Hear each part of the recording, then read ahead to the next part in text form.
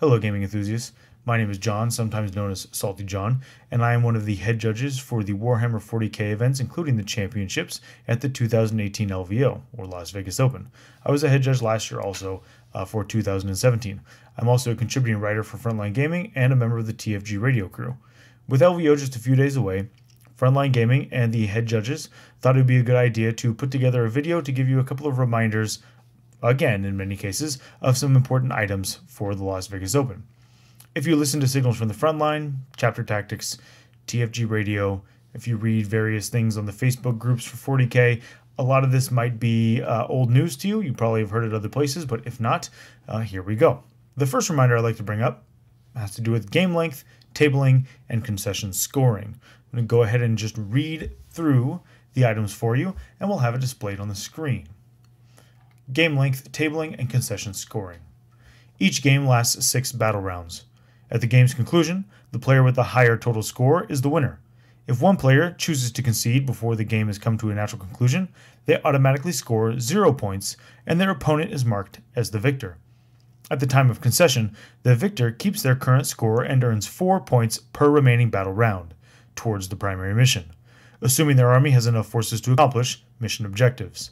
Additionally, the victor also earns the maximum number of possible secondary mission points left to them, also assuming the victor's army has the capability to accomplish the mission objectives. Here's an example scenario. And for the end of Battle Round 3, when the losing player concedes, and the victor chooses recon for their secondary mission, but had not yet scored any points for that secondary mission, the victor would earn 3 total points for the secondary mission, as they would have 3 more turns to earn those points had the game continued, assuming they have at least 4 units left on the table with which to fulfill the mission's scoring parameters. If they have 3 or less units left, they score no points for that secondary mission, as it would not be possible for them to fulfill the scoring parameters even if the game had gone on to a natural conclusion. Another example of this might be a turn 1 handshake. Dice is rolled, person's getting totally blown out of the water, they concede, or they conceive of the fact that they're going to be totally blown out into the water, they might concede right away. In that case, the concession still does not earn maximum points necessarily for the person who is conceded to. For tabling, it's somewhat similar. We're going to continue to read on. If one player is tabled, a player has no qualifying models on the table at the end of any player turn, the tabled player keeps their points earned up until that point in the game, and their opponent earns points in the same fashion as outlined above. If a player draws a bye due to an uneven number of players, this should go to the player with the lowest total score, and that player receives a win and a score of 20 points. Players should take careful note that tabling your opponent does not automatically score maximum points for the mission. Concession also does not automatically award max points to the victor. There's a couple of these key changes I'd like to cover with you a little bit further in depth, or at least give you another reminder of, even if it's not necessarily more in depth. The first thing is, it is a turn 6 end. There is no more random game length. The next thing is, the conceding player earns 0 points. If you concede a match, you don't earn any points that round. Your opponent does not earn max points either. If you're coming to us at the LVO with scores of 40 plus points, we're probably going to ask you a couple of questions about what happened in that match. It's highly unlikely that one person gets a 0 and the other person gets a max. Can it happen? Yes, of course it can happen, but just be aware we are going to ask questions. We need to make sure, as far as integrity goes, that there aren't people making that mistake. You don't get max points for winning in a concession or a tabling. You also, if you concede, don't get any points. If you table, you keep the points you've earned up to that point. It is possible, however unlikely, that you could be tabled and still win the match based on the points. Again, this is not likely.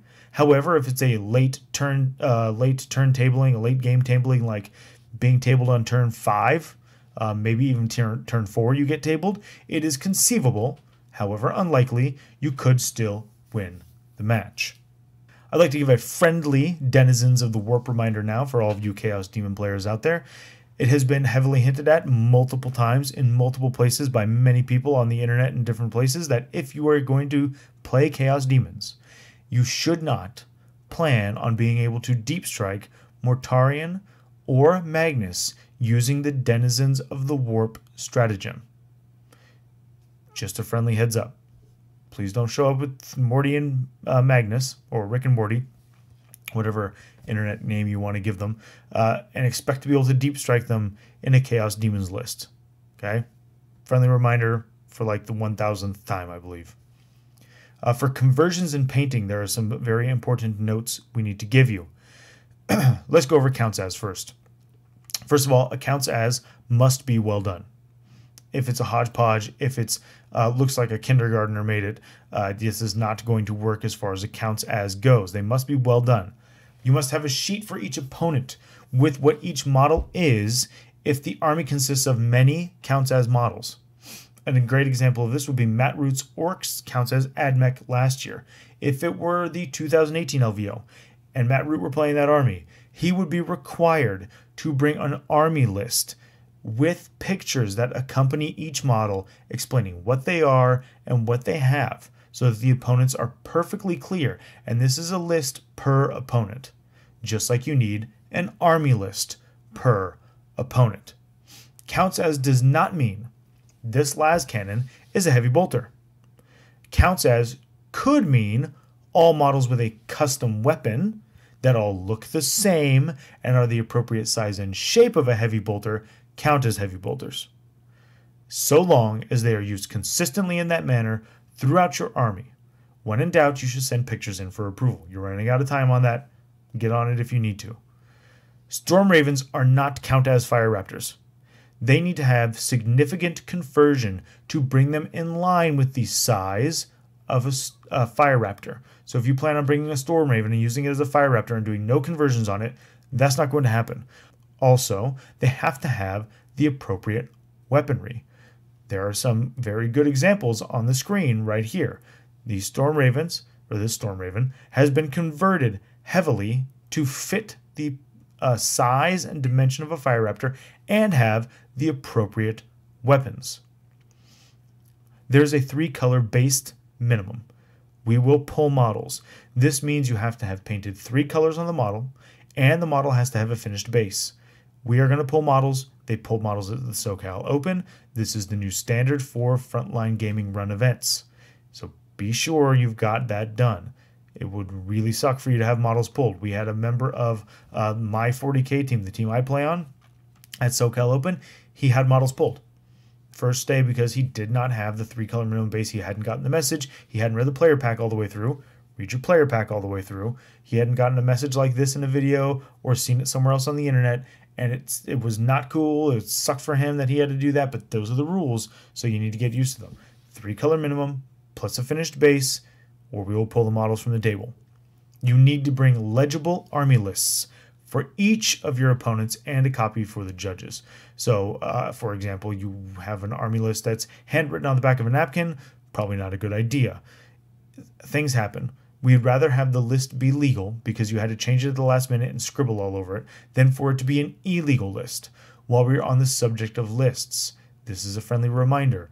For the Las Vegas Open 2018, your army list is required to be uploaded to the BCP Player app prior to the beginning of round 1. It has to be uploaded prior to the beginning of round 1. I suggest you do this Thursday when you check in. You can check in on Thursday. Registration is from 6 to 8 p.m., beginning at 8 a.m. on Friday. I highly recommend you do it before that. You can use your own phone to do it. If not, you can get help down at registration. But again, I highly suggest that you do that before round 1's like set to start 10 minutes before. Don't do it then. Everybody's going to be doing that. Take the pictures, get the PDFs, whatever it is you're going to do, get them uploaded Thursday or Wednesday on the drive-in or whenever. Okay, get those army lists into the BCP app. Let's go back real quick and talk a little bit more about some models that have sometimes been problematic in terms of gameplay in 40K in the past and in the last year of 8th edition. You cannot use toys as models for 40K. No toys. None. Not Gundams, not G.I. Joe, unless they have been heavily converted to look like 40K models. A great deal of effort has to be put into the attempt. You need to send pictures of these 100% of the time. Up on the screen, we have an example of a toy that's been used all over the place as a Forge World model That is not okay. That model does not fit with the model it's being used for. It doesn't have the same footprint. It needs to be heavily converted in order to be brought close in line with the Forge World model that it is meant to represent. This applies to all people who are going to be using toys in any way, shape, or form as Warhammer 40K models. I hope you've enjoyed this PSA from the 40K head judges for the LVO 2018 and from Frontline Gaming. If you have questions, you need to email Frontline Gaming at contact@frontlinegaming.org. If you can't find it that way, if it gets bounced back, you go to their website. They have a place to submit rules questions. They have this contact email. Make sure you get questions in about rules. We are not going to be doing a online Facebook 40K FAQ rule thread.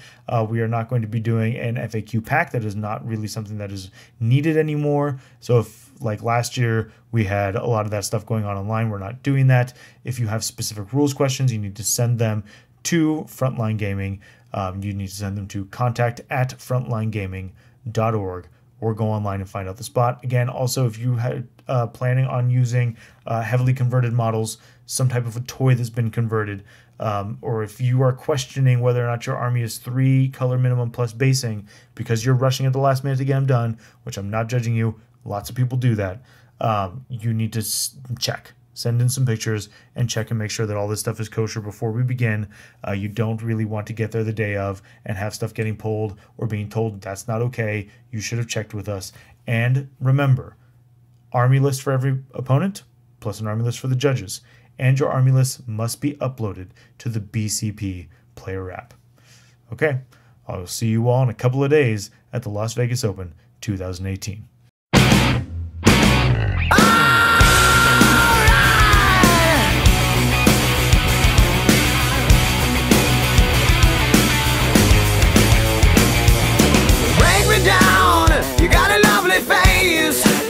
We're going to your place, and now you got your friends.